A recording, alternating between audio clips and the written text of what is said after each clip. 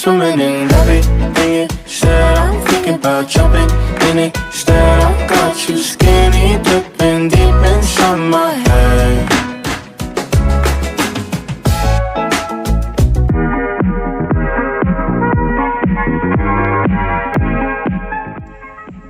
Suku Baduy alias Sunda Baduy merupakan sekelompok masyarakat Sunda yang berada di wilayah pedalaman Kabupaten Lebak, Provinsi Banten. Populasi mereka sekitar sebanyak 26.000 orang. Mereka merupakan salah satu kelompok masyarakat yang menutup diri dari dunia luar. Selain itu, mereka juga memiliki keyakinan tabu untuk didokumentasikan, khususnya untuk penduduk wilayah Baduy dalam. Mereka tidak menerima wisatawan ataupun orang luar untuk mengunjungi mereka di pedalaman. Mereka dianggap sebagai masyarakat Sunda yang belum terpengaruh modernisasi atau kelompok yang hadir sepenuhnya terasing dari dunia luar. Masyarakat Baduy menolak istilah wisata atau pariwisata, mendeskripsikan kampung-kampung mereka sejak tahun 2007 untuk mendeskripsikan wilayah mereka serta untuk menjaga kesamaan wilayah tersebut. Masyarakat Baduy memperkenalkan istilah Saga Budaya Baduy yang bermakna silaturahmi kebudayaan Baduy. Selanjutnya ada adat istiadat suku Baduy. Bagaimana sih adat istiadatnya? Nah, suku Baduy memiliki adat istiadat yang selalu mereka jaga keasliannya agar tidak punah.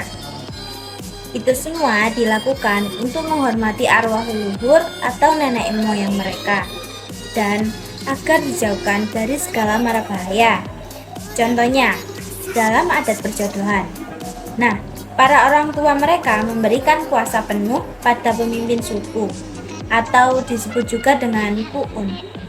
Nah, nantinya puun ini yang akan mencarikan jodoh bagi anak mereka yang sudah disesuaikan perhitungannya agar tidak menimbulkan celaka. Biasanya sih, pada adat ini mereka menyuguhkan hasil bumi sebagai rasa syukur mereka pada nenek moyang. Wilayah suku Baduy ini terletak di Desa Kanekes, Kecamatan Lewi Damar, Kabupaten Lebak. Pemukimannya tersebut di daerah aliran sungai pada Sungai Ciunjung yang termasuk dalam wilayah cagar budaya Pegunungan Kendeng. Tiga desa utama Kanekes dalam adalah Cikeusik, Cikertawana, dan Cibeu. Bahasa yang digunakan adalah bahasa Sunda dialek Baduy. Untuk berkomunikasi dengan penduduk luar, mereka lancar menggunakan bahasa Indonesia, walaupun tidak mendapatkan pengetahuan tersebut dari sekolah. Orang Kanekes tidak mengenal budaya tulis, sehingga adat istiadat, kepercayaan atau agama, cerita nenek moyang hanya tersimpan di dalam tuturan lisan saja. Pakaian suku adat Baduy ini telah menjadi ciri yang dibedakan atas warna dan desainnya. Kesederhanaan terlihat dari warna pakaiannya, yaitu warna alam, yaitu hitam dan putih. Bahan untuk membuat baju juga dilakukan sendiri oleh suku Baduy di lahan bersama, yaitu dengan menanam tanaman kapas, kemudian kapas diproses hingga menjadi benang. Para wanita suku Baduy kemudian menenun bahan benang yang telah dipintal sehingga menghasilkan berkait yang kemudian dibentuk dan dijahit sendiri dengan tangan. Nah, di sini kita sampai kepada senjata tradisional. Seperti suku-suku lainnya, tentunya suku Baduy juga memiliki senjata tradisional yang bernama bedog. Bedog diartikan dalam bahasa Indonesia adalah golok. Golok atau bedog ini merupakan salah satu bukti kesaktian dari suku Baduy tersebut. Makanan khas suku Baduy. Yang pertama yaitu jojorong. Jojorong merupakan sebuah kue yang terbuat dari tepung beras, tepung kanji, dan gula merah. Untuk yang kedua, otak-otak labuan. Otak-otak labuan merupakan sajian yang terbuat dari daging ikan tenggiri. Nah, untuk yang ketiga, kue balok menes. Kue balok menes merupakan makanan khas suku Baduy yang terbuat dari singkong putih. Yang kedua ada suku Betawi. Nama Betawi berasal dari kata Batavia yang lama-kelamaan berubah menjadi Batavi. dari kata Betawi, lalu kemudian berubah menjadi kata Betawi yang disesuaikan dengan lidah masyarakat lokal.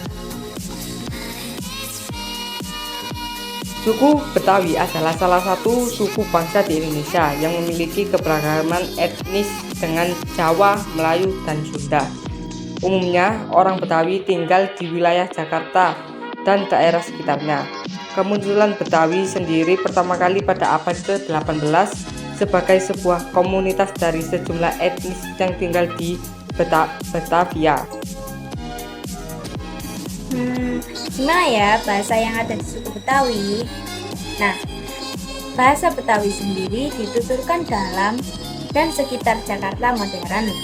Secara tradisionalnya, bahasa Betawi Tengahan atau bahasa Betawi dialek terdaftar sebagai bahasa Melayu, lebih tepatnya bahasa Melayu Kreol, dikarenakan banyak kosakata serapan, kemiripan, beberapa kesamaan atau pengaruh kuat dari bahasa Indonesia atau bahasa Melayu. Dengan bentuk baku yang cenderung diakhiri dengan vokal E. Contoh paling jelas adalah saat mereka mengucapkan kenape atau kenapa, yang artinya mengapa. Alat musik tradisional khas Betawi dalam bidang kesenian, misalnya orang Betawi memiliki seni gambang kromong, tetapi juga ada rebana, orkes samra, keroncong tugu. Saat ini suku Betawi terkenal dengan seni lenong, gambang kromong, rebana tanjidor, dan keroncong. Betawi juga memiliki lagu tradisional seperti kicir-kicir. Tari dan drama. Seni tari yang ada di Jakarta merupakan perpaduan antara unsur-unsur budaya masyarakat yang ada di dalamnya. Contohnya tari topeng Betawi, jaipong yang dipengaruhi oleh tari jaipong Sunda, tari cokek, tari silat, ondel-ondel, dan lain. Senjata tradisional khas Betawi yaitu golok. Senjata tradisional Betawi yang populer yaitu golok. Sesungguhnya senjata tradisional tidak hanya golok dan semata, tetapi masih ada lainnya seperti trisula, toya, dan lain-lain. Kita sampai kepada rumah tradisional seperti suku lainnya, suku Betawi tentunya juga memiliki rumah tradisional yang bernama rumah kebaya. Seperti namanya, rumah kebaya juga memiliki bentuk seperti pelana kebaya yang terbalik. Pakaian tradisional asal Betawi. Pakaian adat Betawi yang bernama paksi Betawi memiliki ciri khas leher yang bundar dan lengan yang panjang. Dahulu pakaian ini banyak dipakai oleh kaum kecil, namun sekarang banyak yang dipakai pesilat atau pendekar Betawi. Baju tikin dan celana paksi adalah pakaian yang mendapatkan pengaruh dari budaya Tionghoa. Kebudayaan Betawi yang cukup populer di Indonesia adalah ondel-ondel. Selain menjadi kebudayaan khas, ondel-ondel juga sekaligus menjadi ikonik DKI Jakarta. Kebudayaan yang satu ini sudah ada sejak pada abad ke-16. Yang kedua adalah roti buaya. Roti buaya sendiri dalam suku Betawi memiliki arti kesetiaan dan keberuntungan untuk pasangan yang baru menikah. Yang ketiga, palang pintu. Palang pintu adalah nantinya keluarga pihak wanita akan menantang keluarga pihak pria untuk menunjukkan keahlian bela dirinya.